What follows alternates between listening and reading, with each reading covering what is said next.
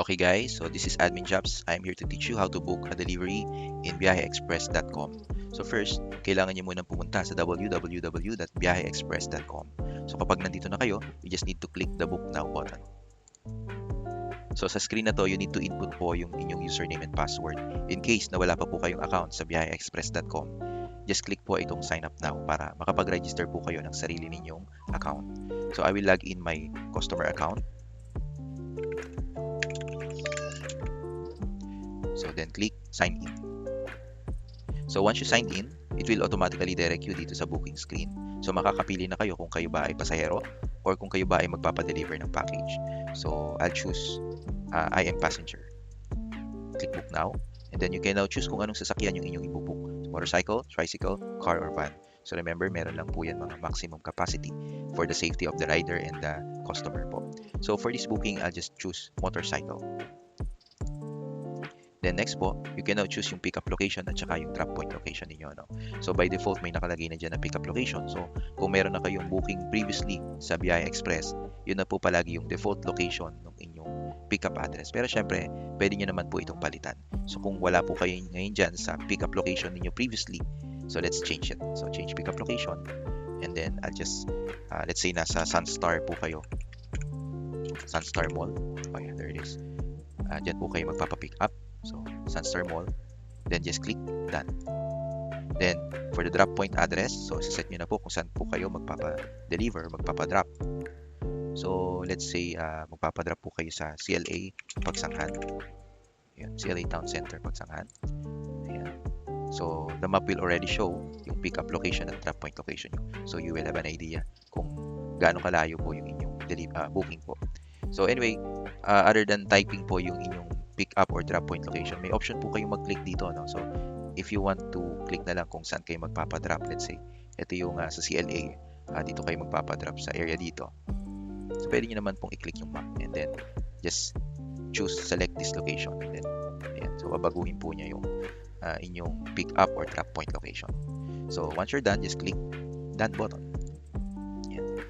So next po, there's this notes, landmark, instructions for the driver. So ano mang information na itatype nyo rito ay makikita po yan ng mga riders or ng mga delivery partners namin na mag-accept ng booking ninyo. So you can input this in here. Say, I will wait for you on the roadside. I am wearing, let's say, green shirt. Yan. So you can input anything here or just leave it blank kung wala naman po kayong any instructions sa driver po. So click next. So this next screen, it will already show po yung inyong total amount due, no? So based po dun sa nilagay ninyo na pick up location and yung drop point location. So yung distance po nun, the system can automatically compute kung magkano po yung i-charge sa inyo ng driver to complete that booking. So yan po yun. And meron din po kayong option na mag-input po ng voucher code. So yung voucher code po, pagka meron po kayo niyan, maaaring magkaroon pa po ng discount yung inyong booking. Let's say mababawasan po ng 10% or 20% or an amount, a fixed amount. Depende po sa voucher code na makuha ninyo. So from time to time, magkakaroon po ng release or announcement si Biyahe Express ng mga voucher code para sa mga customers para mas makatipid pa sila sa bawat booking po nila. So kung wala naman po, just leave this blank and just click preview details. So sa preview details, this will allow you to check yung inyong pong booking information. So, inilitaw na po nyo dyan yung summary po ng inyong booking. So, you have the chance to perform final checking bago nyo po i-confirm yung booking.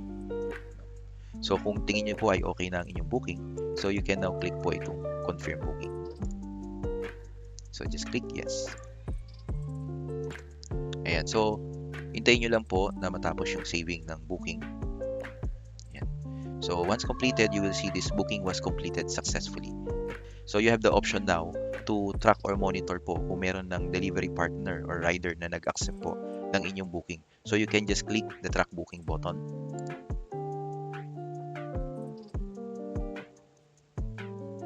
Ayan.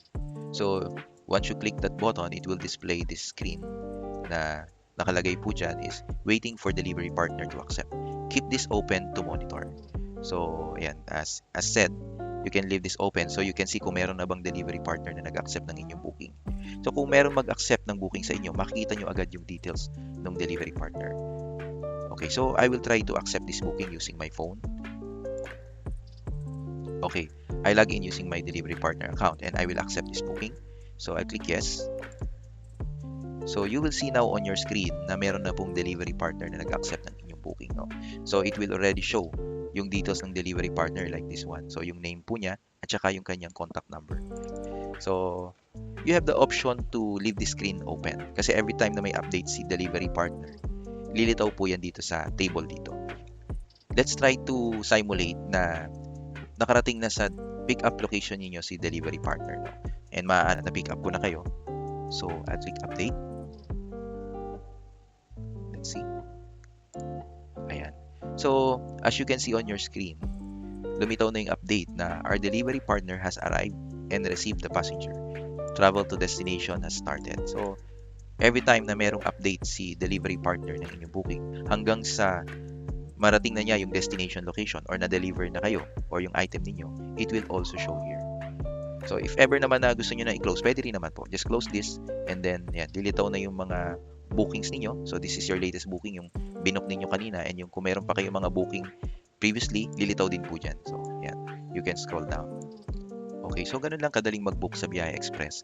In case you need to do another booking, so just click book now and then you can do the same process that we did earlier. Alright, so if you have more questions, just message us on our Facebook page or on our contact number. Thank you for your time.